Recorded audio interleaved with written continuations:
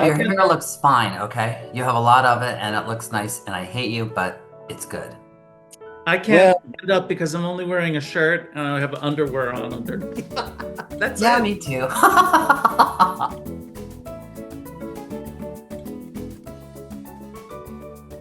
well, Well, Bruce was my babysitter. yeah, I, so I was gonna say, since I'm only 28, yeah, he was my babysitter, and I remember him being very, very kind. I kept him locked in his room. So, no, Bob and I are both from Michigan. So I think we met one time, but we talked about this when we were in our teens, seriously. Out in Saugatuck, the club that's kind of like the West Hollywood of Michigan, um, or the Palm Springs of Michigan. But real quick, I think I met you, Bob, because you invited me to one of your fabulous extravaganza Christmas parties that you sometimes throw at the Hollywood Museum. I think that's where we met. I actually think you snuck in, and then that's how we happened. I don't know. Oh, if there's a red carpet, I'm there. I know you are. I think so. I've been friends with Bruce for so long. I can't remember. I hate to say that, but I just can't remember. I remember the spankings though when he babysat me. well, I remember I moved into a condo up the street from Bob, and I moved to Los Angeles without knowing anyone.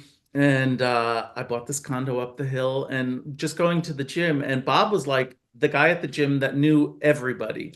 And he was always just such a nice guy. And you would talk to, like, you talk to, like, well, he never worked out. He just talked to everybody at the gym. And he was just the kindest, nicest guy in the whole wide world. And uh, we kind of just became friends. And he invited me to some parties at his house because his Christmas parties actually started in his house. But then it's like standing room only. You were like, oh my God, there's no room. And then he moved them to that museum. And they're always fantastic, Bob. And you've been always such a kind person to me because I was I like, think so too. I met yeah, Peter at an audition. I was casting a play. Do you remember that, Peter? And this was back in the day when they did 99 seat waiver theater in Los Angeles, and it was the thing. So actors would want to be in it because a casting director might come and see me. This is before, now people are like, no, I just want to get a reality show or whatever. And we had the auditions literally in my apartment, which is, I would never do Long that. Beach.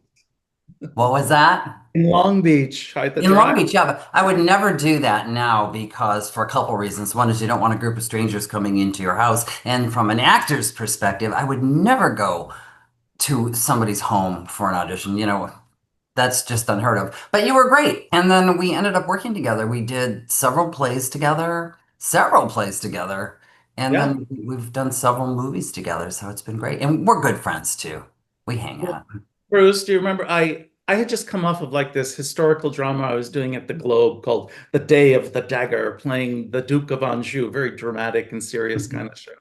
And I wanted to do a comedy. And back in the day, you have Backstage Magazine. I don't know, does that still exist? And you would go through and you had posted a post there and it was a comedy. And I was like, all right, let me drive truck all the way down to Long Beach. So I went, I met you and Paul, one of the other producers, and I auditioned. And do you remember, Bruce, you did not give me the role. You gave me like, oh, the lead is leaving for a couple weeks. Could you take over during that time and be an understudy? And I did. I was far better than that person. No, I'm just kidding. And Honestly, Peter, that was so long ago. I'm sorry we didn't cast you. But in truth, that play, it was called It Started With a Lie, and we rebooted it 2 years ago in Long Beach at the Long Beach Playhouse, and you did end up playing one of the roles. Do you remember? Just a I little did. while ago. That show did so well at the Playhouse. Um, I'll make this short, but I'm working right now to turn it into a film concept because I'd like to have that one on film. And it would be like the other one we did called Naked Deception many years later, Peter, where you and I were married in that one, and then it became the movie Homewrecker. So something Right. like that, yeah. Yeah. Sorry we So didn't cast you. no, no, but it was fun. I did get to perform. I forget a few weeks, I think, and then the next play you did cast me in a role. because you realized how good I was. No, just kidding. And yeah, and then we became friends along the way, kind of thing. So, This could and go then on and on and on. Truthfully, I Peter, was surprised to learn that the two of you knew one another too. Well, That Peter, I'm very popular. So, it was kind of inevitable. I'm I sitting here listening to you guys go on and on and on and on when, my phone didn't ring at all, and I practically had to beg for the part. Oh, In those days, you wouldn't even considered me. I know, it's all right.